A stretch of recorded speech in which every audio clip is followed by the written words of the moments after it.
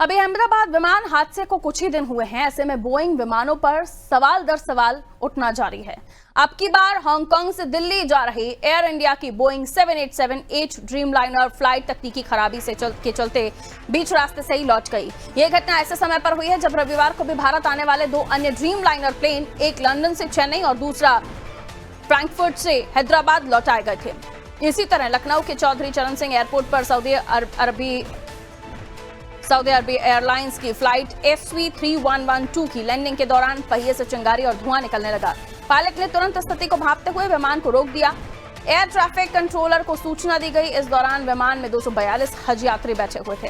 Airport के fire team ने मौके पर पहुंचकर फोम और पानी का छिड़काव किया। करीब 20 मिनट की मशक्कत के बाद स्थिति पर काबू पाया जा सका।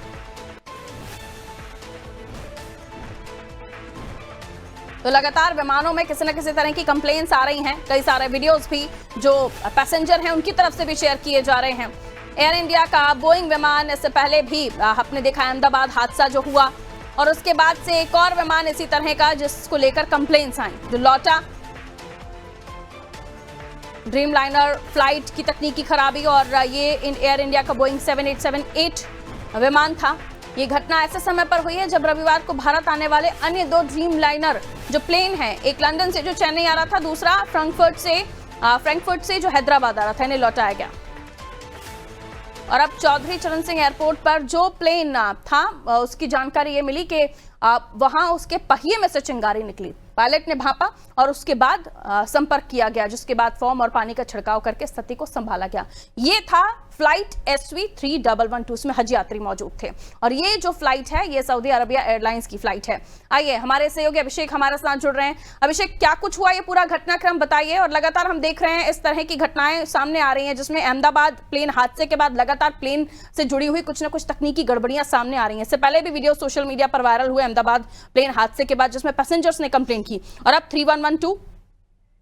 देखिए पारुल, एक चीज पर गौर करना होगा जी। ये इसे संयोग नहीं कहा जा सकता है और ये भी नहीं कहा जा सकता है कि ये एक दुर्घटना बार बार हो रही है। इस पर कहीं ना कहीं विचार विमर्श की जरूरत है एक्सपर्ट के साथ कि आखिर ऐसे बार बार हादसे का शिकार विमान क्यों हो रहे हैं। और देखिए, ये जो लखनऊ विमान आया है SV3112, इसके बारे में कहा जा रहा है कि रात 10:45 पर सऊदी अरब के जिद्दा एयरपोर्ट से ये विमान लखनऊ के लिए रवाना हुआ। इसमें हज यात्री मौजूद थे और अगर पूरे स्टाफ की बात की जाए विमान में तो कुल मिलाकर हज यात्रियों के साथ स्टाफ को भी लेकर 250 लोग थे, यानी 250 लोग इसमें सवार थे। अब लेकिन सबसे महत्वपूर्ण बात यह है कि जैसे ही विमान ने 6:30 बजे के आसपास लखनऊ के चौधरी चरण सिंह एयरपोर्ट पर लैंडिंग की, लैंडिंग के दौरान ही पहिए से चिंगारी निकली और उसके बाद पायलट ने उम्मीद जताई कि ये चिंगारी भीषण आग का रूप न ले ले, इसलिए तुरंत उन्होंने एयरपोर्ट अथॉरिटी को सूचित किया और उसके बाद इस पर काबू पाया गया। लेकिन अब सवाल ये उठ रहा है कि देखिए, एक के बाद एक देश विमान हादसों को देख रहा है।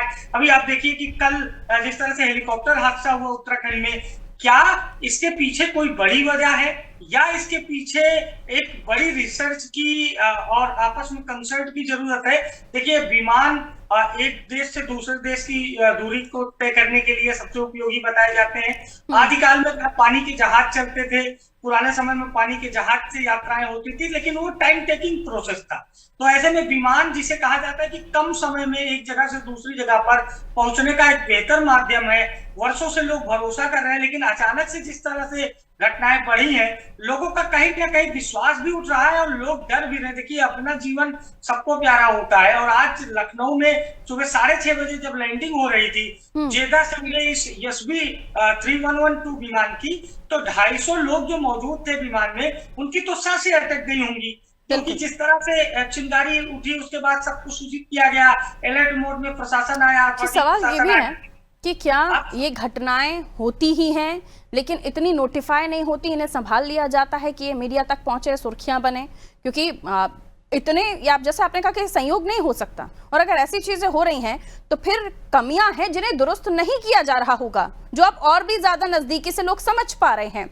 बहुत जरूरी है कि इस पर एयर इंडिया और अन्य विमान ये ध्यान रखें कि इतने सारे पैसेंजर्स की जिम्मेदारी आपके पायलट्स, आपके एविएशंस पर होती है, लेकिन आप अगर थोड़ी सी भी चूक करते हैं तो उनकी जिंदगी किस खतरे में आ जाती है ये सभी को पता है, वो भी इस बात को समझते हैं। लेकिन क्या मजबूरियां हैं जो आप परफेक्ट फिट एंड फाइन अपने विमान को नहीं रख रहे हैं, ये भी सवाल है। खैर, बहुत शुक्रिया अभिषेक जानकारी के लिए।